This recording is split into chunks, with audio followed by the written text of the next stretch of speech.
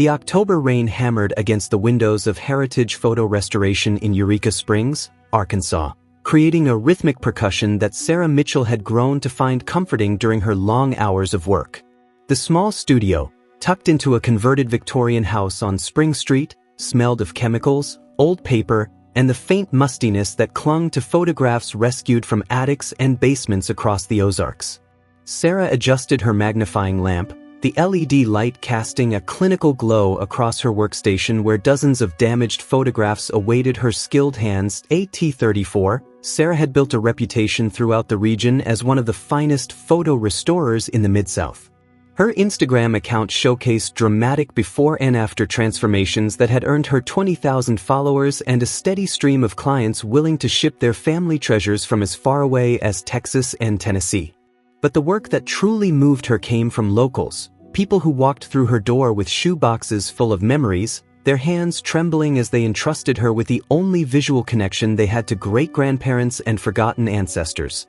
The photograph that lay before her now had arrived 3 days earlier in a padded envelope with no return address. The accompanying note, written in shaky cursive on lined paper torn from a spiral notebook, simply read, "Found this in my mother's estate." Marked on back, Thomas, 1898, Boxley Valley. Please restore if possible. We'll pay whatever it costs. A money order for $500 had been paperclipped to the note, far more than her standard fee. No phone number. No email address. No name except what was presumably the sender's signature, M. Grayson. Sarah had tried searching for M. Grayson in the Eureka Springs area with no success. She'd posted on local Facebook groups asking if anyone knew the sender, but the mystery remained. Something about the anonymity troubled her, though she couldn't articulate why. In her decade of restoration work, she'd encountered plenty of unusual requests, but something about this one felt different. The photograph itself seemed to carry a weight beyond its physical presence. The portrait was severely damaged. Water stains bloomed across the sepia surface like dark flowers.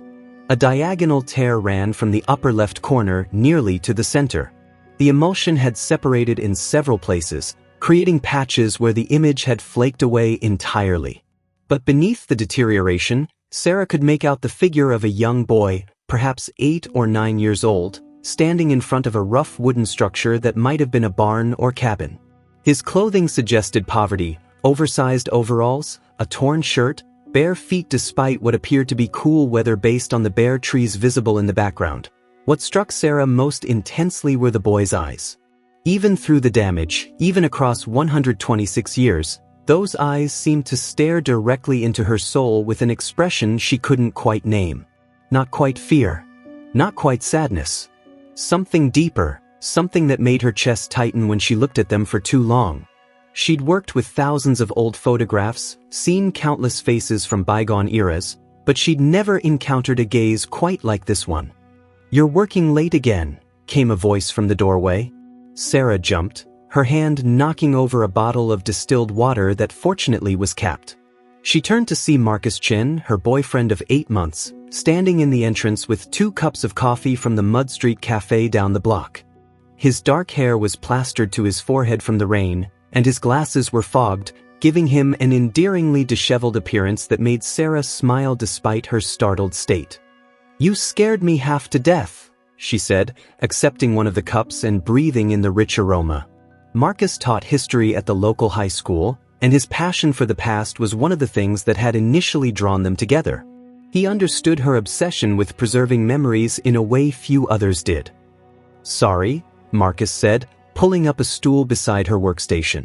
"I saw your lights on and figured you could use some caffeine. What's got you so absorbed?" He leaned closer to examine the photograph on her table. "Wow, that's rough. Late 1800s, 1898, according to the note that came with it. Boxley Valley." Sarah took a sip of coffee, grateful for the warmth. The old building's heating system was temperamental at best, and the October chill had seeped into her bones. Someone named Grayson sent it anonymously. No contact information, just a request to restore it and enough money to make it worth my while. Marcus studied the image with the analytical eye of a historian. "Boxley Valley. That's up near Ponca, right?" Beautiful area now, but back then it was pretty isolated. Hard living for the families up there. Most of them were subsistence farmers, barely scraping by. He pointed to the structure behind the boy. See how rough that building is? Hand-hewn logs, no proper windows. This family was poor, even by the standards of the time. What can you tell me about the boy? Sarah asked, though she wasn't sure why she wanted to know. Usually, she tried not to get too invested in the stories behind the photographs she restored. It was easier to maintain emotional distance, to focus on the technical aspects of her work rather than contemplating the lives that had been lived and lost. Marcus leaned back, pushing his glasses up his nose in a gesture Sarah found endearing. Hard to say much from just the photo, but his posture suggests he wasn't happy. See how his shoulders are hunched? And those bare feet in what looks like late fall? Either his family couldn't afford shoes, or something else was going on. He paused, squinting at the image. Actually, there's something odd about his stance. He's not posed naturally. Most portrait photography from that era was very formal. People stood straight, tried to look their best. This kid looks like he's shrinking into himself. Sarah had noticed the same thing but hadn't wanted to voice it. Now that Marcus had put words to her unease, she felt a chill that had nothing to do with the inadequate heating. I'm going to start the digital restoration tomorrow. The damage is extensive, but I think I can recover most of the image. The note specifically mentioned wanting me to enlarge and enhance his face, especially the eyes. Why the eyes specifically? Marcus asked, and Sarah heard the same curiosity in his voice that she felt. I don't know. But look at them, Marcus. Really look. There's something there, something I can't quite make out through all the damage and deterioration. It's like he's trying to tell us something across all these years. She felt foolish saying it out loud, but Marcus didn't laugh. Instead, he studied the photograph more intently, his historian's mind clearly engaged. You know, he said slowly, I've been doing research on Boxley Valley for a paper I'm writing about settlement patterns in the Ozarks. There were some unusual things that happened up there in the late 1890s. Families disappearing, children going missing.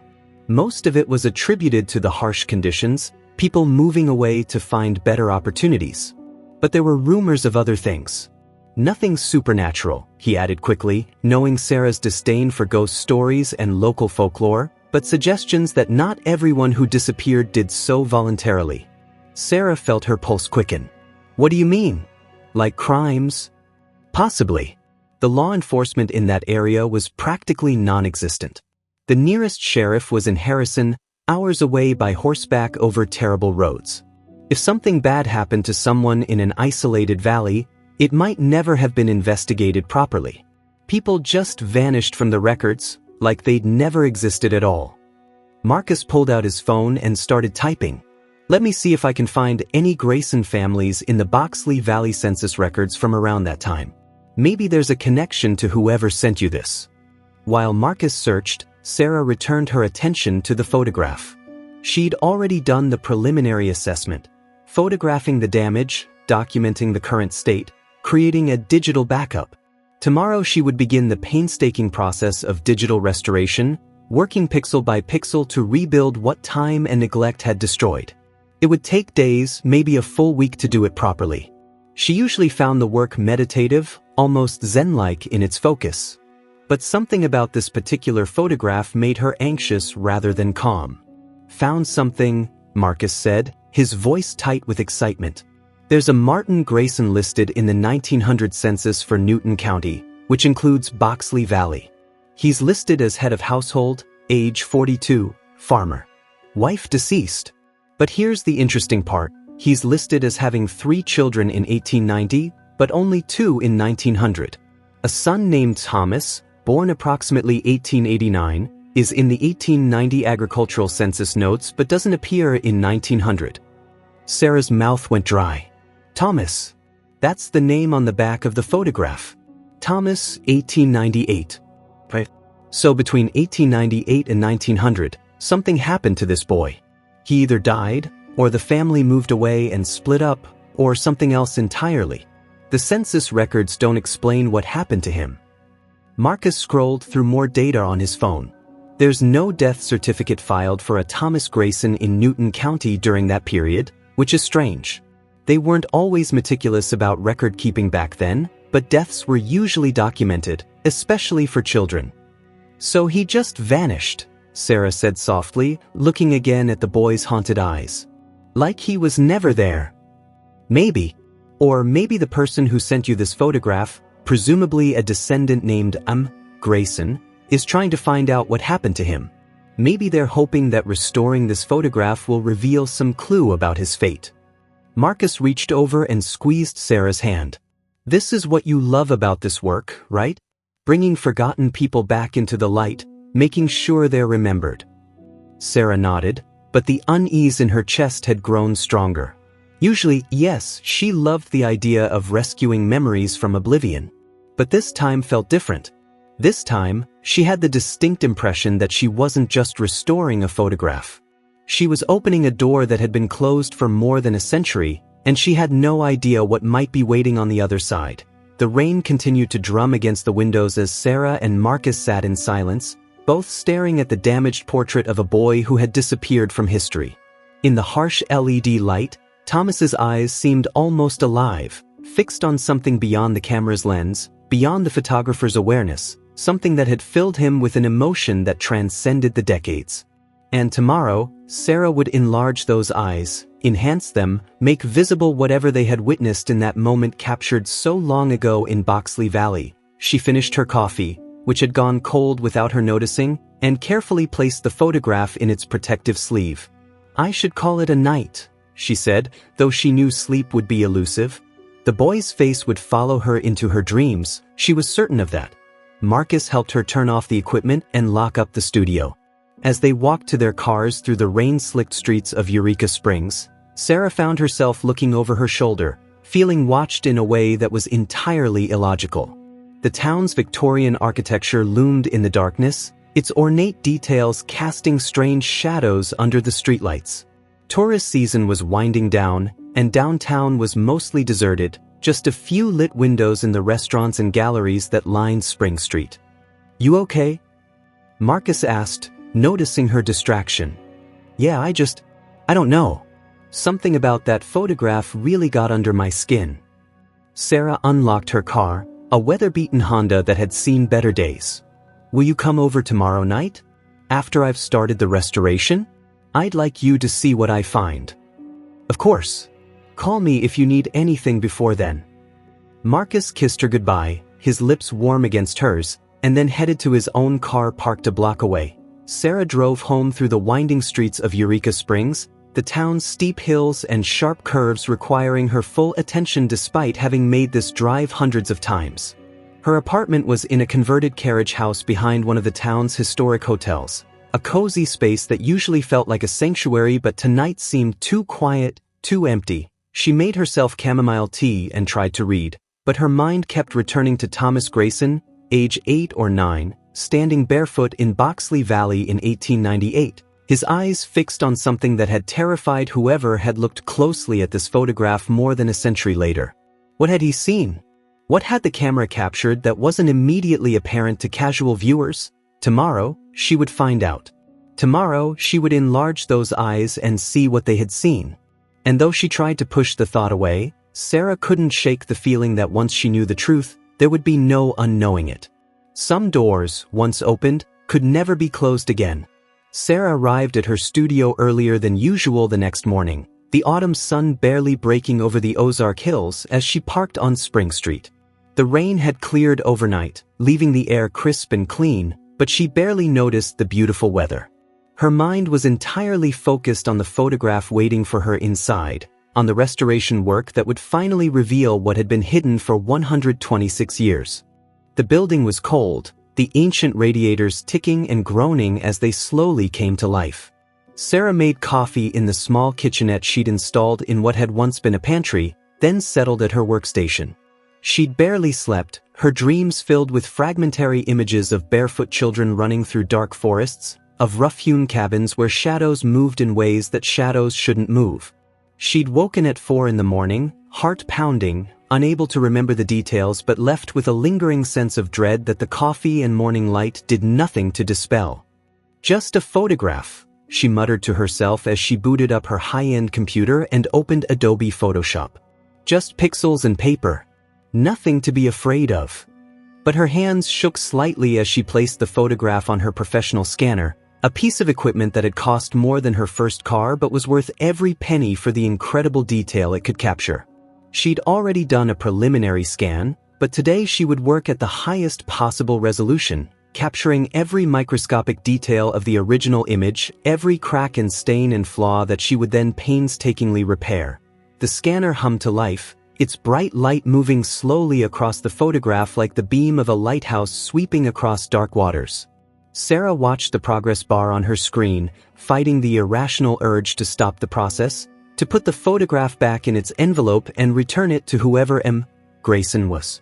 But that was foolish. She was a professional. This was her job. There was nothing sinister about an old photograph, no matter how unsettled it made her feel. When the scan completed, Sarah opened the file and felt her breath catch. At this resolution, she could see details invisible to the naked eye. The individual fibers of Thomas's rough cotton shirt, the grain of the wood behind him, and his eyes, even damaged, even partially obscured by water stains and deterioration, his eyes were remarkably clear. They were dark, probably brown, and they held an intelligence and awareness that seemed impossible for such a young child. But more than that, they held knowledge of something terrible. She was certain of it now. Sarah began the restoration methodically, the way she'd been trained. First, she addressed the obvious damage, the tear that ran diagonally across the photograph. She carefully cloned surrounding areas, pixel by pixel, rebuilding the missing information using the patterns that remained. It was exacting work that required intense concentration, and usually that focus would push everything else from her mind. But today, she remained hyper-aware of the boy's face taking shape under her digital tools, becoming more vivid with each correction she made. 2 hours passed. The tear was gone, replaced by seamlessly reconstructed background and foreground. Sarah stretched, her back aching from hunching over the monitor, and realized she'd been so absorbed that she'd forgotten to drink her coffee. It sat beside her, stone cold. She dumped it and made a fresh cup, then returned to the photograph. Next came the water stains. These were trickier because they'd altered the chemical composition of the photograph itself, creating dark blotches that obscured significant portions of the image. Sarah used a combination of techniques, layer masks, adjustment layers, careful desaturation, to reduce the stains while preserving the underlying image detail. Slowly, painfully slowly, the boy emerged more clearly. His thin frame, the oversized overalls that suggested hand-me-downs or severe poverty, the bare feet that should have broken her heart but somehow didn't because she was too focused on his face, on his eyes. By noon, she'd completed most of the major repairs. The photograph still showed its age. She believed in preserving the character of original images rather than making them look modern, but it was now clear enough to properly study. And that's what she did, zooming in on Thomas's face, following his gaze to try to understand what he'd been looking at when this portrait was made.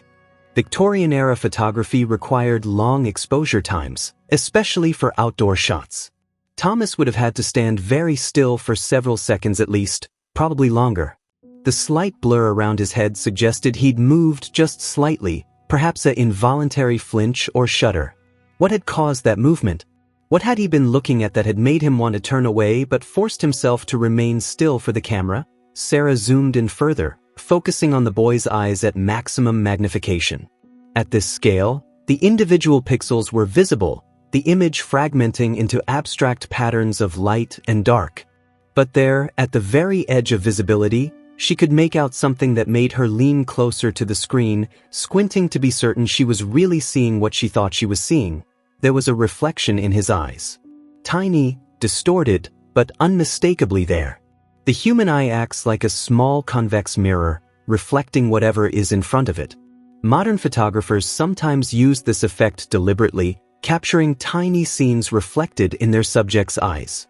But in 1898, such reflections would have been accidental, byproducts of the camera's resolution and the lighting conditions. Most people wouldn't have noticed them at all, but someone had. Someone, presumably Grayson, had enlarged this photograph, had seen something in Thomas's eyes that terrified them and had sent it to Sarah to restore, to make visible, to force into the light of day after more than a century of obscurity. That Sarah's hand moved to the zoom tool, but she hesitated. Did she really want to see this? Whatever had frightened someone enough to send this photograph anonymously, paying far more than necessary, asking specifically for the eyes to be enlarged. But she'd come this far. And Thomas deserved to have his story told, whatever that story might be. She enlarged the reflection, using every enhancement tool at her disposal. Sharpening, contrast adjustment, noise reduction. The pixels fought her, the resolution at this scale barely adequate, but slowly, terribly, the reflection became clear. There was a figure. Behind the photographer, behind the camera, standing in the shadows of what must have been that rough wooden structure. A man, based on the height and build, though the details were impossible to make out clearly. He was holding something. Something long and cylindrical. At first, Sarah thought it might be a rifle, which wouldn't have been unusual for a rural farmer in 1898. But as she enhanced the image further, adjusting curves and levels, she realized it wasn't a rifle. It was a rope. A thick coil of rope slung over the man's shoulder. And in his other hand, barely visible, was what looked like a shovel. Sarah pushed back from her workstation, her heart hammering in her chest. She told herself she was overreacting, reading too much into a tiny, degraded reflection in a 126-year-old photograph. Rope and a shovel didn't necessarily mean anything sinister. Farmers used such tools constantly for perfectly legitimate purposes. But combined with Thomas's expression, with his hunched posture and bare feet and the knowledge that he'd disappeared from the census records between 1898 and 1900, the image took on a darker significance. She looked at Thomas's face again, now fully restored, and understood the expression she'd been unable to name. It was resignation. The hollow look of a child who knew something terrible was coming and had no power to prevent it. The look of someone who understood they were being photographed not as a celebration of their life but as a documentation of their existence before it was erased. "No," Sarah whispered to the empty studio. "This is crazy. I'm letting my imagination run away with me." But she couldn't stop staring at the reflection, at the shadowy figure with his rope and shovel, at the boy who had vanished from history. She pulled out her phone, her hands shaking, and called Marcus. "Hey," he answered after 3 rings, background noise suggesting he was in his classroom between periods. "How's the restoration going?" "Marcus, I need you to come to the studio after school. I found something in the photograph. Something disturbing." Sarah was aware her voice sounded thin, frightened, but she couldn't help it. "What kind of disturbing?" His tone shifted immediately to concern. "Are you okay?" "I'm fine, I enlarged Thomas's eyes like the note requested, and there's a reflection. A man standing behind the photographer, holding rope and a shovel. And Thomas looks terrified. Not just sad or uncomfortable, terrified. Like he knows what's about to happen to him." There was a long pause. Sarah could hear students talking in the background, a bell ringing, the sounds of ordinary school life that felt utterly disconnected from the darkness she was uncovering. Finally, Marcus said, "I'll be there at 4. Don't do anything until I get there, okay?" "And Sarah? This doesn't necessarily mean what you think it means. There could be a dozen innocent explanations." "I know," Sarah said, though she didn't believe it. "I'll see you at 4. She spent the rest of the afternoon trying to focus on other projects, but her eyes kept drifting back to Thomas's restored portrait displayed on her main monitor. She'd saved multiple versions at different stages of the restoration, and she'd created a separate file with the reflection from his eyes enhanced as much as she possibly could.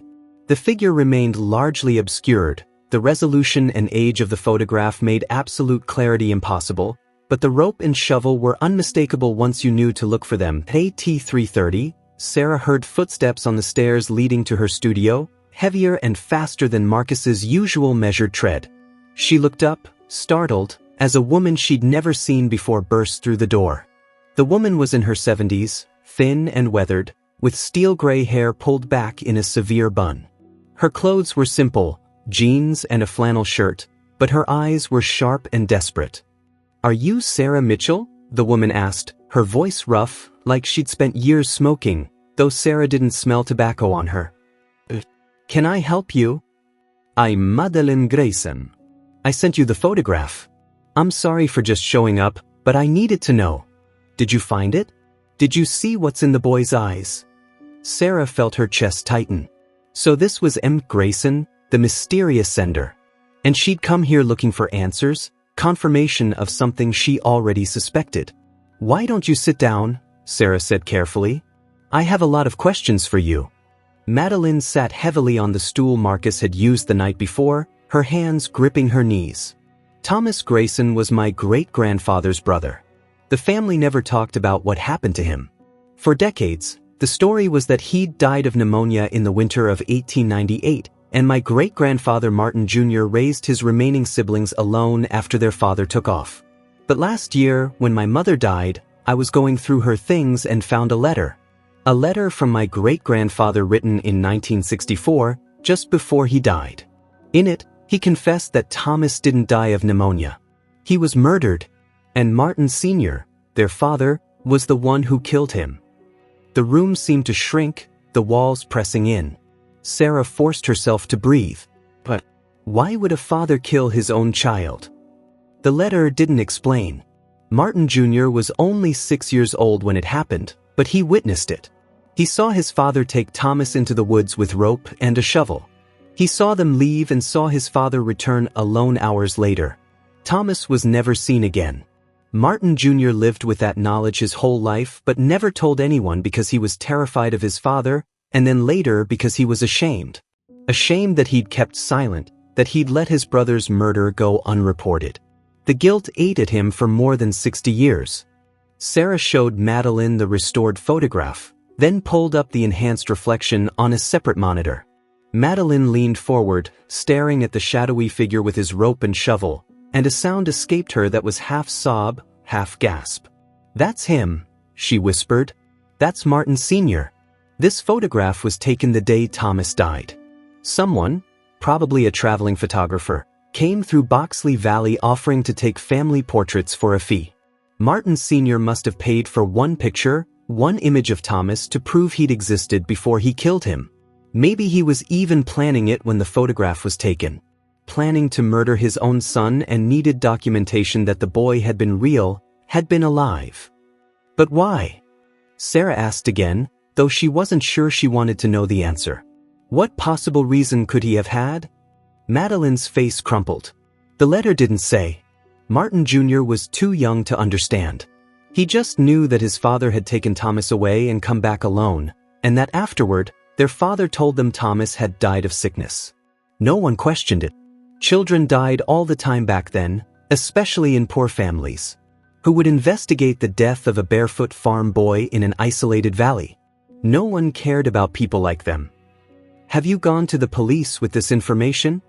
Sarah asked, though she knew the question was somewhat absurd. How did you report a murder that had happened 126 years ago? What would be the point? Everyone involved is long dead. There's no body to exhume, no crime scene to investigate. But I needed to know. I needed to see if there was any evidence in this photograph, anything that would confirm what my great-grandfather confessed in his letter. And now I know. Thomas knew he was going to die when this picture was taken. He could see his father behind the photographer, waiting with his rope and shovel. And he couldn't do anything about it. He was just a little boy, powerless against a grown man. So he stood there and let himself be photographed, probably the only photograph ever taken of him, and he carried that terror in his eyes for eternity. Sarah felt tears running down her face, though she hadn't realized she was crying. The weight of Thomas's gaze suddenly made sense. He'd been looking at death standing just behind the camera, and he'd known there was no escape. The barefoot child in oversized overalls had understood his fate and had been powerless to change it. What happened to Martin Sr.? Sarah asked. To the father? He abandoned the family in 1899. Just disappeared one day, left Martin Jr. and his 2 sisters alone in that cabin.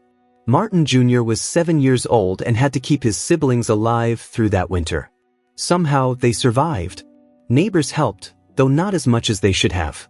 Eventually, an aunt took them in. Martin Sr. was never seen again. Maybe guilt caught up with him. Maybe he couldn't face his surviving children. Or maybe he was just a monster who didn't care about anyone but himself. They sat in silence, both staring at Thomas's restored face. The beautiful, terrible clarity of the image Sarah had created now felt like a burden. She'd brought this boy back into focus, but in doing so, she'd confirmed the worst possible story about his fate. He'd died alone in the woods, killed by his own father, and been forgotten by history. Until now. What will you do with this? Madeline asked finally.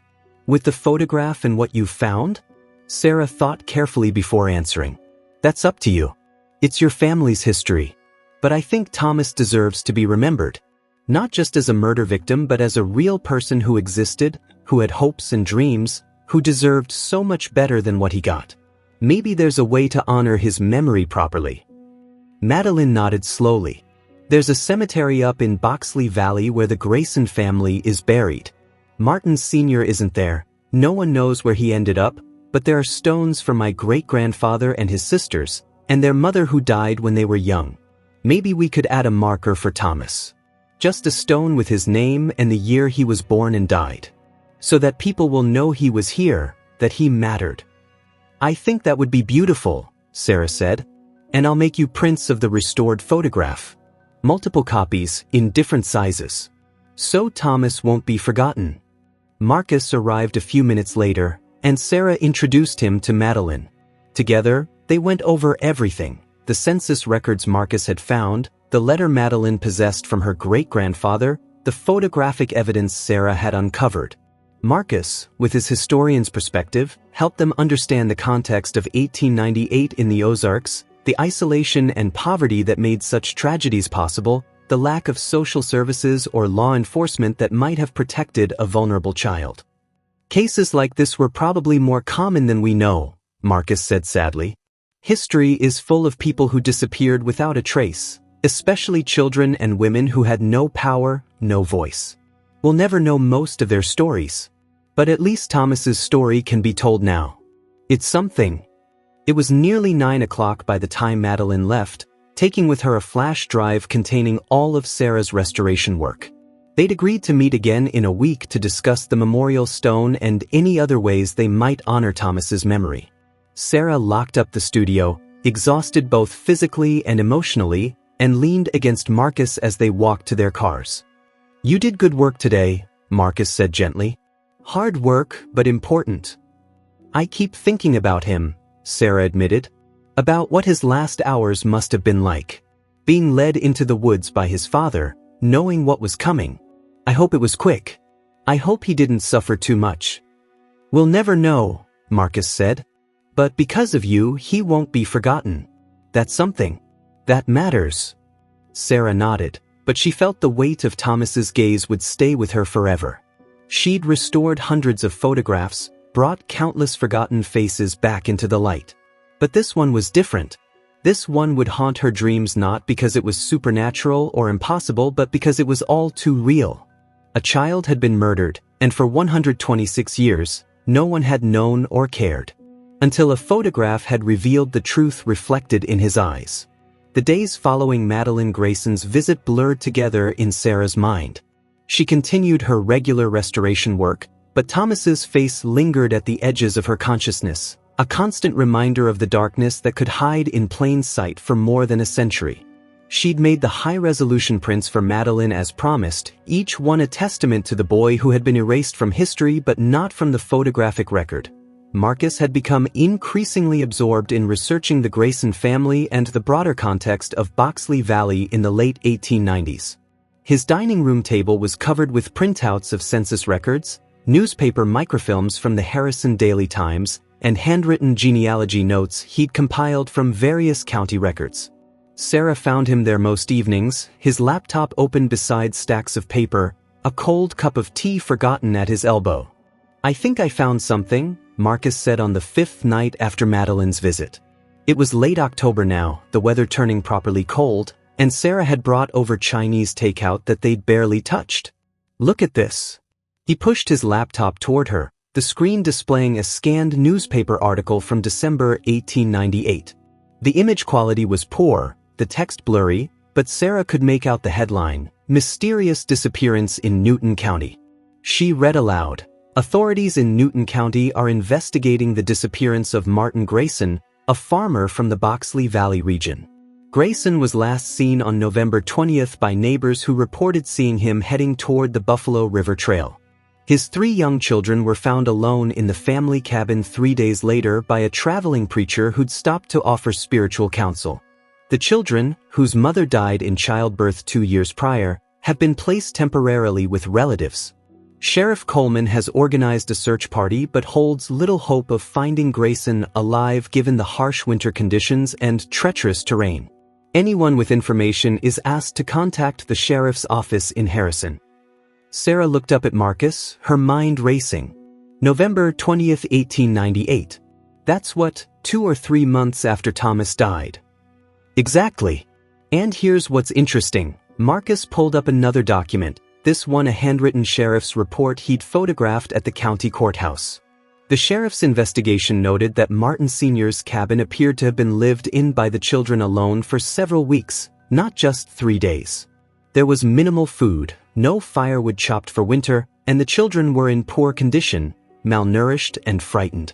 The report suggests Martin Sr. had abandoned them much earlier than neighbors realized, possibly in September or early October. "Right after he killed Thomas," Sarah said softly. "The takeout containers sat between them, the food congealing and forgotten. He murdered his son, lived with that guilt for a few weeks, and then just left his surviving children to fend for themselves. That's what it looks like. But there's more." Marcus scrolled through more documents. "I've been going through death records for the entire county during 1898 and 1899. There's no death certificate for Thomas Grayson. None. Which supports what Madeline told us. The family claimed he died of pneumonia, but no doctor was called, no official death was recorded. As far as the government was concerned, Thomas simply stopped existing." Sarah felt a familiar anger building in her chest. She'd learned over her years of restoration work that history was full of forgotten people, especially children from poor families, especially in rural areas where record-keeping was haphazard at best. But knowing it intellectually was different from confronting a specific case, a specific child whose murder had been covered up so thoroughly that he'd vanished completely from the official record. "Can we prove any of this?" she asked. "I mean, we have Madeline's great-grandfather's letter, and we have the photograph showing Martin Sr. with rope and a shovel. But is that enough to establish what really happened?" Marcus leaned back in his chair, rubbing his eyes. "Legally? Probably not. The letter is hearsay from a man who's been dead for decades, and the photograph, while suggestive, isn't definitive proof of murder. A defense attorney would argue that farmers carried rope and shovels all the time. But historically, I think we can make a compelling case. The circumstantial evidence is strong. Thomas disappears from the records between 1898 and 1900. Martin Sr. abandons his family shortly after. Martin Jr. confesses decades later that he witnessed his father taking Thomas into the woods and coming back alone. And the photograph shows Thomas's terror and his father preparing for something with tools that could absolutely be used to bury a body. "So what do we do with this information?" Sarah asked. The question had been weighing on her mind constantly. It seemed wrong to just let this knowledge sit, to know that a child had been murdered and do nothing about it. But what could be done after so much time had passed? Madeline mentioned wanting to put up a memorial stone, Marcus said. "That's a start. But I've been thinking, what if we wrote up our findings as a historical case study? I have contacts at the Arkansas Historical Quarterly. They publish articles about lesser-known aspects of Ozark history. This would fit perfectly. We could tell Thomas's story properly, give him back the recognition he deserves." Sarah considered this. The idea of making Thomas's story public felt both right and terrifying. What if there are still Grayson descendants who don't want this known? What if it causes problems for Madeline? I thought about that, but Madeline came to you specifically because she wanted the truth. And everyone directly involved is long dead. At this point, it's just history. Tragic history, but important to document. How many other children met similar fates in isolated mountain communities where no one was watching, where abuse and violence could happen without consequence. By telling Thomas's story, maybe we shine a light on a broader problem. They talked late into the night, planning how they might approach the article, what additional research would be needed, who should be contacted. Marcus would handle the historical context and genealogical research. Sarah would provide the photographic evidence and explain the restoration process that had revealed the reflection in Thomas's eyes. Madeline would need to consent to using her great-grandfather's letter, but Marcus felt confident she would agree. Over the following 2 weeks, the project consumed them both. Marcus spent his weekends at the Newton County Courthouse and the County Historical Society, combing through records. He found more pieces of the puzzle, property records showing the Grayson cabin had been abandoned and eventually claimed by the county for unpaid taxes. Marriage records showing Martin Jr. had wed at 18 and moved to Fayetteville, starting a new life far from the valley where his childhood had been destroyed. Obituaries for Martin Jr. and his sisters, who'd all lived into their 70s and 80s, their longevity a strange counterpoint to their brother's violent early death. Sarah, meanwhile, continued to study the photograph, discovering additional details she'd missed in her initial restoration. There were bruises on Thomas's arms, visible now that she'd enhanced the image quality. His too large overalls suggested not just poverty but possible deliberate neglect. Why hadn't he been given clothes that fit properly? And the cabin behind him, when she examined it closely, showed signs of serious disrepair. One corner of the structure was visibly sagging, and the roof appeared to be missing shingles. This was a family in crisis even before the murder. Madeline visited again, bringing with her the original letter from Martin Jr. Sarah photographed it carefully, the yellowed paper and faded ink a poignant contrast to the typed documents Marcus had been collecting. The letter was heartbreaking in its simple directness. To whoever finds this after I'm gone, I have carried a terrible secret my whole life and can't die without confessing. My brother Thomas did not die of pneumonia in 1898 like the family always said. Our father killed him. I was too young to understand why. I just remember Father waking Thomas before dawn that September day. I remember Thomas crying and Father telling him to be quiet. I remember Father taking rope and a shovel from the shed. I remember watching them walk into the woods toward the river. Father came back hours later, alone, and told me and my sisters that Thomas had run away. But I saw the dirt under Father's fingernails. I saw the blood on his shirt. I knew Thomas was dead.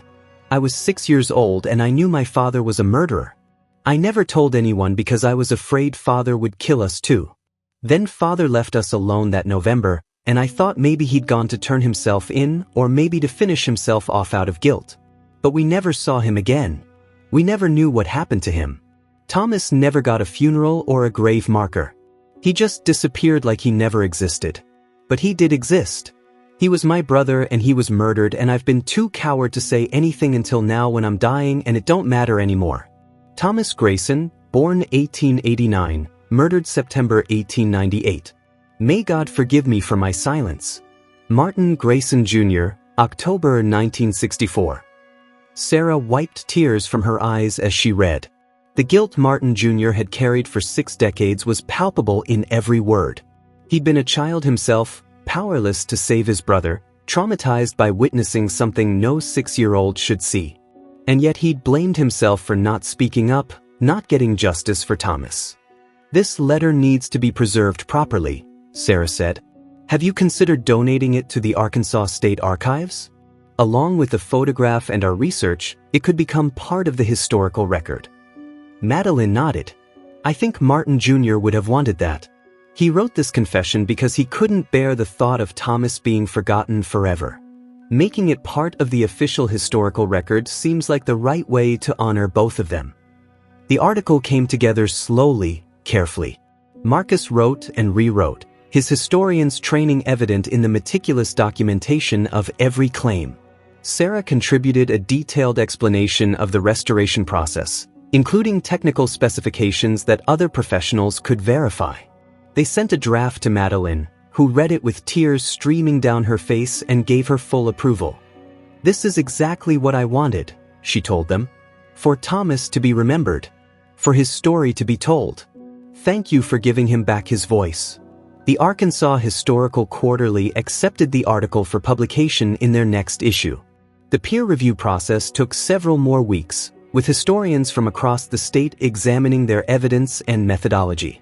In the end, the consensus was unanimous. This was a significant find, a well-documented case of child murder in the late 19th century Ozarks that shed light on the brutal realities of life in isolated mountain communities. But beyond the academic recognition, something else was happening. Madeline had been in contact with other Grayson descendants, and word had spread about what Sarah and Marcus had uncovered. 3 other families reached out, each with their own old photographs and family secrets they wanted investigated. Marcus began to envision a larger project, a comprehensive study of forgotten tragedies in Ozark history. "There are hundreds of stories like Thomas's," he told Sarah one evening. They were back in her studio, the space that had become the epicenter of this investigation. Thousands, maybe. People who disappeared, who died under suspicious circumstances, whose stories were never properly documented because they were poor or isolated or simply unlucky enough to be born in a time and place where individual lives didn't matter much to those in power. Sarah looked at Thomas's restored photograph, which she'd framed and hung on her studio wall. His eyes still haunted her, but now they also inspired her. "So we find them," she said. "We restore their photographs and their stories. We make sure they're not forgotten." It was nearly December when they finally traveled to Boxley Valley with Madeline to place the memorial stone. The valley was stunningly beautiful, even in late autumn with the trees bare and the grass brown. The Buffalo River wound through the landscape, its waters clear and cold, the bluffs rising dramatically on either side. It was easy to see why early settlers had been drawn here, but also easy to see how isolated they must have been, how cut off from help or oversight. The Grayson family cemetery was on a small rise overlooking the valley, surrounded by a rusted iron fence that Marcus and Sarah helped Madeline repair before the stone was placed. There were fewer than 20 graves, most marked with simple field stones or weathered wooden crosses. Martin Jr.'s grave was there, as were his sisters'. Their mother's marker was nearly illegible, the sandstone eroded by a century of weather. The stone they'd had made for Thomas was modest but dignified. It read simply, "Thomas Grayson, 1889 to 1898. Beloved brother. Gone but not forgotten." Madeline placed wildflowers on the grave, even though there was no body buried beneath it. Thomas's actual grave was somewhere in these woods, unknown and unmarked. But this stone would serve as a memorial, a recognition that he'd existed and mattered. "Thank you," Madeline said quietly, standing between Sarah and Marcus as they looked out over the valley. "For everything you've done. For giving Thomas back his place in history." "Thank you for trusting us with his story," Sarah replied. "And for having the courage to seek the truth, even knowing how painful it might be." They stood in silence as the afternoon light faded, 3 people united by their connection to a boy who had died more than a century ago but whose memory they'd brought back into the world. The wind rustled through the bare trees, and for a moment, Sarah could almost imagine Thomas was there with them, finally at peace now that his story had been told.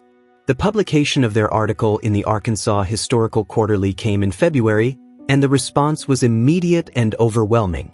Local news stations picked up the story, running segments about the restoration work that had solved a century-old mystery. The Little Rock Democrat-Gazette published a feature article with reproductions of Thomas's photograph. NPR's Weekend Edition did a radio piece that reached a national audience. Suddenly, Sarah's small studio in Eureka Springs was receiving calls and emails from across the country.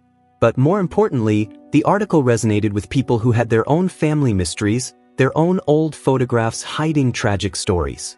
Sarah's inbox filled with messages from descendants of forgotten people, asking if she could help uncover the truths hidden in faded images from the past. One message in particular caught her attention. It came from a woman in Missouri whose great-great-grandmother had disappeared in 1901, leaving behind 3 daughters and a mysterious photograph that showed her standing beside a well with an expression of profound sadness. Another came from a family in Tennessee with an 1887 tintype showing a group of child laborers at a zinc mine, one of whom was their ancestor who died in a mining accident at age 12. A third inquiry came from Oklahoma, where a photograph from 1895 showed a Native American family being forcibly removed from their land, the faces of the parents holding a grief that transcended the decades. Sarah discussed the flood of requests with Marcus one evening in March. Spring had come to the Ozarks, bringing with it the first wildflowers and the sound of songbirds returning from their winter migrations. They sat on Sarah's small balcony, watching the sun set over the mountains, the sky painted in shades of orange and purple that reminded Sarah of bruises. "I can't take on all of these," Sarah said, scrolling through her email on her phone. "I'm just one person. But how do I choose? How do I decide which stories deserve to be told when they all deserve it?" Marcus reached over and took her hand. "You can't save everyone. You can't recover every lost story. But you can do what you're doing, take on the cases you can handle, do them justice, and maybe inspire other restorers and historians to do the same. This doesn't have to be your burden alone." He was right, of course. But Sarah felt the weight of responsibility nonetheless. Thomas's story had opened a door, revealed how much hidden history was waiting to be uncovered in old photographs gathering dust in attics and basements across the country. How many other children like Thomas had suffered and died without anyone knowing or caring? How many injustices had been committed and forgotten? She decided to take on 3 new cases in addition to her regular restoration work. The first was the woman from Missouri whose great-great-grandmother had disappeared. Sarah restored the photograph carefully, and when she examined the woman's eyes, she found reflections that suggested she'd been standing at the well under duress, with men visible in the background. Further research by Marcus uncovered newspaper accounts from 1901 mentioning a woman's body found in a well on a farm outside Springfield, identified as a victim of domestic violence. The family had never known their ancestors' true fate. The official story had been that she'd run off with a traveling salesman. The photograph helped them finally understand the truth and seek justice in the form of a proper memorial. The second case involved the child laborers in the Tennessee zinc mine. Sarah's restoration revealed the horrific conditions these children had worked under, visible in their gaunt faces, torn clothing, and the dangerous equipment surrounding them. Marcus found records showing that the particular mine in the photograph had been cited multiple times for safety violations and had eventually been shut down after a collapse killed 6 workers, including 3 children. The family used Sarah's restored photographs and Marcus's research to create an exhibit at their local history museum, honoring not just their ancestor but all the children who'd been exploited in industrial mining operations. The third case was perhaps the most difficult. The Oklahoma photograph of the Native American family being removed from their land required not just restoration but deep cultural sensitivity. Sarah reached out to historians specializing in Native American history and to representatives of the tribe the family had belonged to. Together, they worked to properly contextualize the photograph and ensure that the family's story was told with respect and accuracy. The restored image became part of a larger exhibit on forced relocation and cultural genocide, ensuring that this particular family's suffering would be remembered as part of a national tragedy. Through all of this work, Sarah kept Thomas's photograph on her studio wall. It served as a reminder of why she did what she did, of the importance of bearing witness to past suffering, of refusing to let forgotten people remain forgotten. Some nights, when she worked late in her studio, she would look at Thomas's face and feel a complex mixture of sadness and purpose. She couldn't change what had happened to him. She couldn't bring him back or punish his killer or undo the trauma his siblings had endured. But she could make sure his story was told. She could ensure that his brief life was acknowledged and honored. Madeline Grayson became a regular visitor to the studio, often bringing pastries from the local bakery and staying to talk about family history and the latest developments in Sarah's work. She'd become something of a grandmother figure to Sarah, filling a void left by Sarah's own grandmother's death 5 years earlier. They would sit together, looking at old photographs and discussing the lives behind the images, the stories that deserved to be preserved.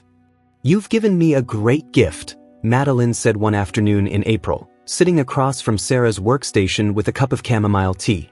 Not just the restoration of Thomas's photograph, but the knowledge that his life mattered, that he's remembered. "I spent so many years feeling ashamed of my family's history, carrying this secret burden. But now it feels different. Now it feels like we've honored Thomas properly, acknowledged what was done to him, and ensured it won't be forgotten. Sarah smiled, touched by Madeline's words. I think Thomas gave us a gift too. He opened my eyes to how much hidden history is out there waiting to be uncovered. Every photograph I work on now, I look more carefully, think more deeply about the stories behind the images. I'll never look at old photographs the same way again. Marcus's research project expanded as well. He'd received a small grant from the Arkansas Humanities Council to conduct a comprehensive study of child welfare, or the lack thereof, in rural Ozark communities from 1880 to 1920. The project would take years to complete, but he was energized by it, driven by the same sense of purpose that motivated Sarah's restoration work.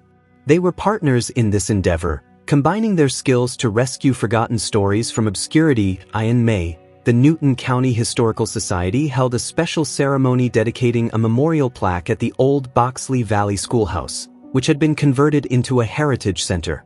The plaque honored children from the area who had died young under tragic circumstances, including Thomas Grayson. More than 50 people attended, many of them descendants of families who'd lived in Boxley Valley during the late 1800s. Sarah and Marcus were invited to speak, along with Madeline, who gave a brief but emotional address about the importance of acknowledging painful family histories rather than burying them. Standing in front of the assembled crowd, looking at faces that represented generations of Ozark families, Sarah felt the full weight of what they'd accomplished. Thomas was no longer just a forgotten boy in a damaged photograph. He was remembered. His story was part of the historical record now, taught in schools, discussed in academic journals, commemorated with physical monuments. He mattered. Every photograph is a testament to a life lived, Sarah said in her speech. Every face staring out at us from the past represents someone who experienced joy and sorrow, hope and fear, love and loss. When we restore these images, we're not just fixing damaged paper and chemicals. We're honoring the humanity of people who came before us. We're saying that their lives mattered, that their stories deserve to be told.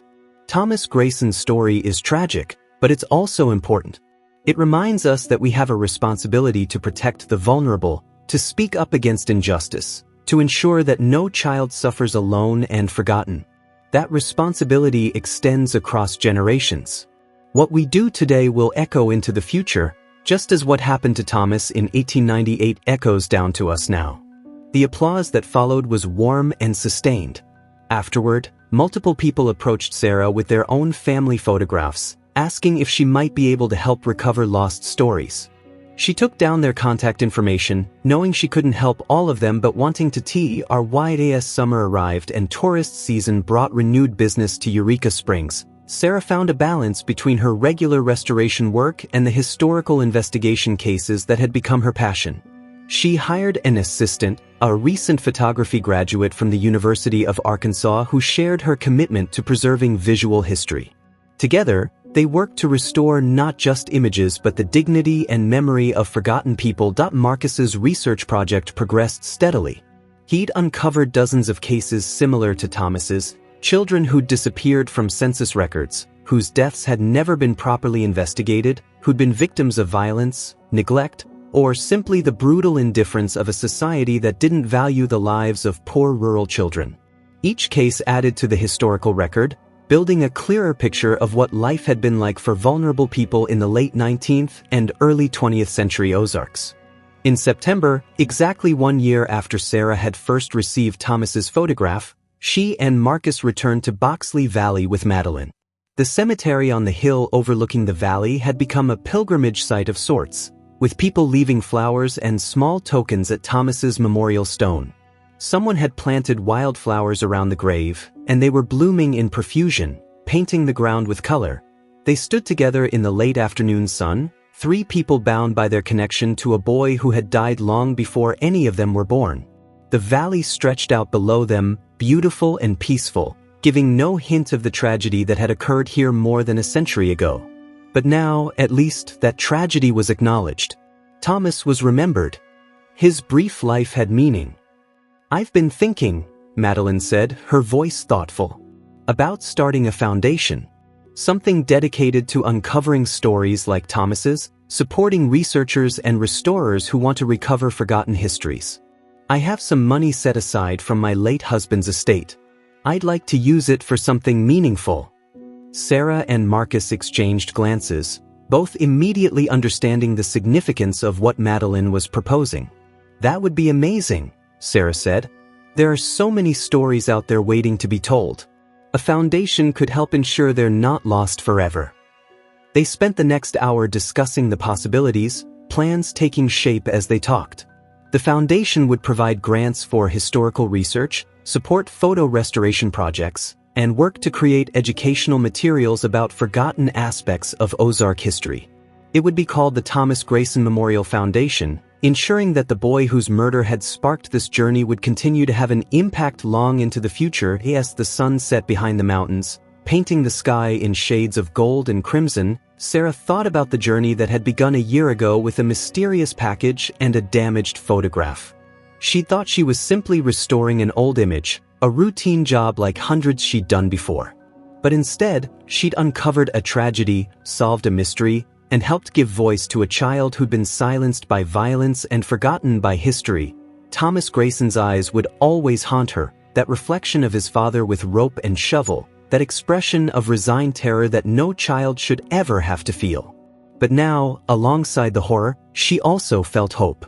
Hope that by telling Thomas's story, she'd helped ensure that other forgotten people would be remembered.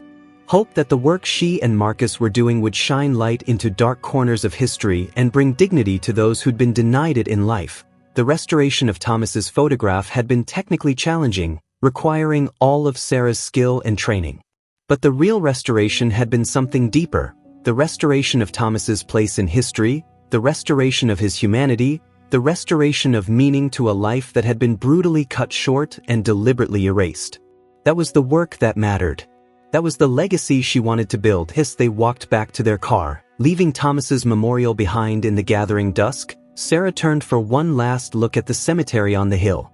In the fading light, she could almost imagine the boy himself standing there among the wildflowers, finally at peace now that his story had been told.